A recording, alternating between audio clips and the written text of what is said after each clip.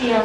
Nah, jadi kalau misalnya penumpang ini mau naik pesawat untuk saat ini nih, dia bisa pakai PCR atau pakai rapid antigen? Iya, dan bisa Genos nanti per 1 April. Oh, Genos nanti per 1 April. Per 1 April, tapi kita masih menunggu juga sih informasinya sekitar hari ini sedang dilakukan pembahasan untuk mungkin juklatnya ya. Jadi supaya lebih firm di nanti supaya tidak ada kebingungan di masyarakat, karena kan masih teknisnya seperti apa penggunaan Genos itu nanti mungkin akan ada turunannya lah, mungkin yang untuk udara seperti apa, untuk darat seperti apa, untuk laut seperti apa gitu. Oh, jadi belum ada Pak. Tadi saya mau tanya itu Genos itu dia peraturannya seperti apa? Belum ada. Belum ketentuannya, tapi yang pasti sudah salah satunya sudah bisa diakomodir menggunakan Genos. Tapi teknisnya seperti apa itu nanti yang akan ada turunan.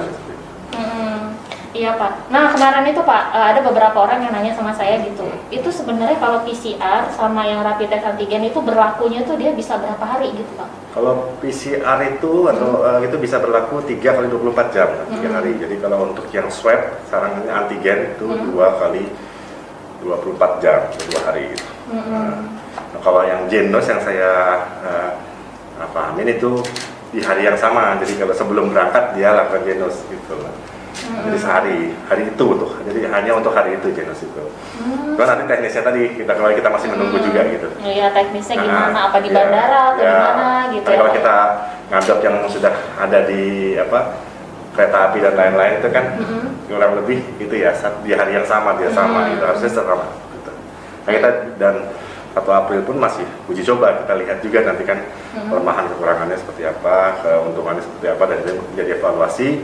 Nanti di setiap bandara memang ditargetkan ke depannya memang harus memiliki layanan itu Genos. Jadi memang Genos itu memang masih banyak, memang masih ada yang menanyakan, banyak yang menanyakan gitu. Jadi tunggu aja nanti ya Pak ya peraturannya gimana. Ya tunggu kita tunggu. Pasti ada pengumuman resminya. Pasti per 1 April sudah diberlakukan, tapi teknisnya nanti kita tunggu. Iya. Iya.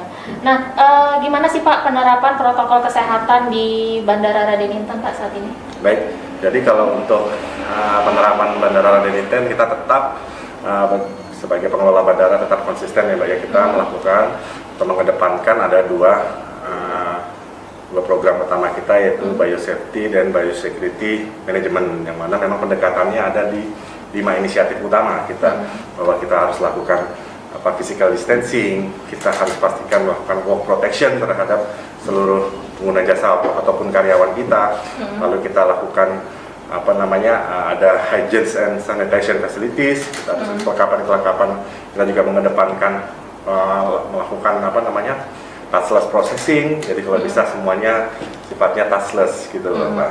Jadi mungkin ada 5 pendekatan yang kita lakukan seperti itu. Iya. Nah, itu Pak, kalau dari penumpangnya sendiri kan meskipun mereka sudah bawa hasil itu tetap ada apa sih Pak, kayak suhu gitu? Suhu karena memang itu kan untuk memastikan bahwa ada nanti sekitar 37,3 itu dia tidak boleh tidak diperkenankan untuk terbang gitu, karena itu salah satu syaratnya juga kan ya, harus ada suhu itu bukan suhu. Iya, jadi walaupun dia sudah bawa rapid antigen atau sudah bawa PCR, bagian sih biasanya itu bagian dari pengecekan ininya ya, rapidnya gitu, seperti itu. Iya, jadi kalau 37 nggak boleh masuk udah ya, harus bawa rapid antigen gitu ya. Nah Pak, sekarang kita ke mengenai kebijakan larangan mudik yang baru-baru ini beritanya tuh heboh bener gitu ya. Iya, ya di medsos, ya di online, di koran itu. Betul. Nah, gimana sih Pak respon Bapak sendiri terkait dengan adanya larangan mudik ini Pak? Jadi kalau kami mungkin dari pengelola bandara secara prinsip kan kita pasti akan patuh, pasti akan menjalani seluruh ketentuan yang memang sudah ditetapkan khususnya oleh pemerintah. Jadi tapi sampai saat ini kami masih mengacu terhadap ketentuan yang telah diamanatkan tadi di SE, apalagi yang terbaru tadi SE 12 tahun 2021 itu. Jadi kita masih basis pengoperasian bandara kita masih seperti itu. Di masa pandemi kita harus ada beberapa hal yang harus kita penuhi tadi yang seperti saya sampaikan di awal, bahwa persyaratan, lalu di lapangan juga kita tetap lakukan protokol kesehatan tadi dengan biosafety dan biosecurity management, juga kita lakukan penyesuaian terhadap jam operasional gitu kan. Jadi saat ini kan kita kurangi jam operasionalnya tadi untuk mengakomodir. Kita juga harus bagian dari proteksi kita terhadap para tenaga kerja kita juga, supaya jangan terlalu terpapar gitu ya, maksudnya sering gitu, frekuensinya terlalu sering kita terpapar, jadi terlalu penyesuaian jam kerja juga gitu.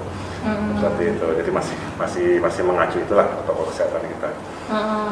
Tapi kalau memang ada larangan ya bandara ya ikut aja gitu ya Pak? Ya pasti kita akan ikut, tapi bukan berarti dengan dilarang kita tidak beroperasi, karena bandara itu tetap harus melakukan operasi, karena kan yang kita layani kan tidak hanya penumpang, jadi kita harus memastikan kelancaran logistik dan lain-lain. Itu kan adalah pesawat kargo juga ada, dan itu yang harus kita akomodir. Jadi walaupun nanti ada larangan, dan nanti kan kalau pengalaman yang di tahun 2020 itu ada pada saat fase exemption flight, jadi ada penerbangan pengecualian, mudiknya dilarang, tapi ada hal-hal yang memang masih diakomodir tadi, perjalanan mungkin repatriasi gitu loh, ada logistik dan lain untuk obat-obatan dan lain-lain, itu masih harus kita buka kan bandara seperti itu. Iya. Nah cuman nih Pak, kemarin pas yang heboh-hebohnya berita soal yang pelarangan mudik itu ya, ada orang-orang tuh yang berpendapat gini, nanti implementasi di lapangan itu gimana gitu, gimana cara membedakan antara penumpang ini yang mudik dan yang nggak mudik gitu kan Pak? Iya.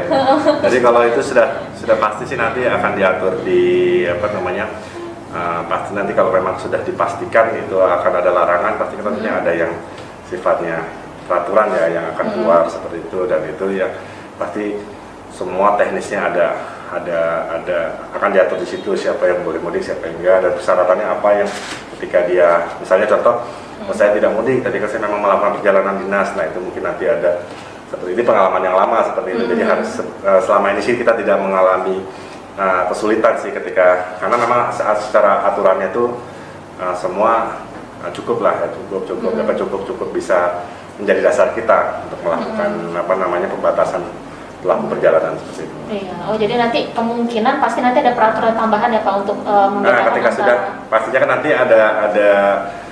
mungkin ada aturan yang memang larangan melakukan perjalanan mudik seperti yang lalu gitu kan, ada SE gugus tugasnya juga, nanti mungkin turunannya ada kalau kami dari Matra Transportasi Udara, nanti mungkin dari SE Kementerian Perhubungannya melalui SE Direktur Jenderal Perhubungan Udara juga ada turunannya, semua tuh jelas. Jadi kalau di bandara bagaimana pengaturannya, kalau di pelabuhan seperti apa, seperti itu dan lain-lain. Iya, itu jadi kemarin memang ada omongan seperti itu tuh membedakannya bagaimana gitu. Kan apalagi kan jumlah penumpang di bandara itu kan bisa dibilang ribuan setiap harinya gitu.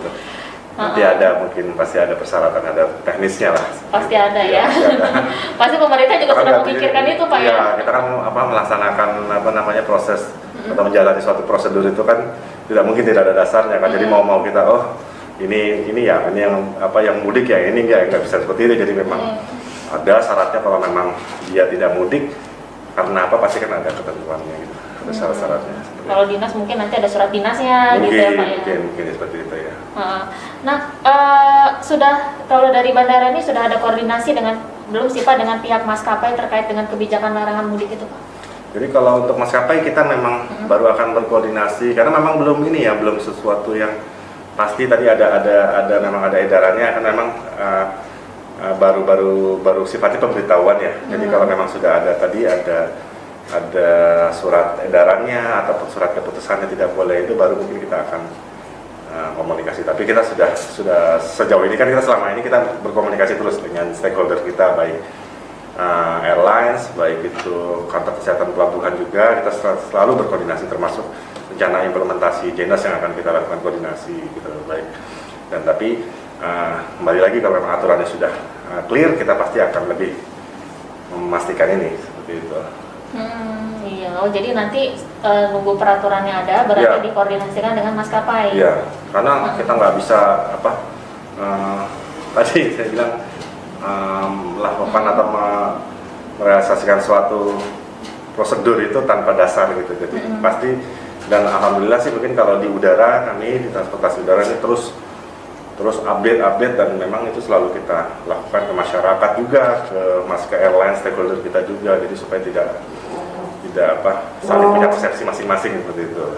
Karena dengan melakukan itu aja kadang di lapangan juga masih ada ya yang mungkin masyarakat yang kok begini, misalnya contoh ada yang merasa sudah divaksin, kok saya kan sudah vaksin kok masih belum boleh, karena memang ketentuannya belum memperbolehkan vaksin itu sebagai syarat untuk terbang seperti itu. Jadi kita tidak bisa, oh iya ya Bapak sudah vaksin silakan, itu nggak bisa kira-kira sendiri karena memang aturannya sudah jelas tidak masih hanya PCR dan rapid test. Nah ketika sekarang di 5 dengan adanya SSE yang tanggal 26 Maret tersebut bahwa sekarang sudah bisa Genos ya, berarti kita akan mengakomodir itu. Kita akan merapatkan lagi dengan teman-teman kantor kesehatan pelabuhan bahwa salah satunya sudah bisa Genos. Nah seperti apa teknisnya? Nah kita tadi tunggu lagi gitu loh, acuannya apa namanya turunannya dari masing-masing pembina, kan dari KKP juga dari Kementerian Kesehatan, kalau kami dari Kementerian Perhubungan punya ini sendiri, punya masing-masing.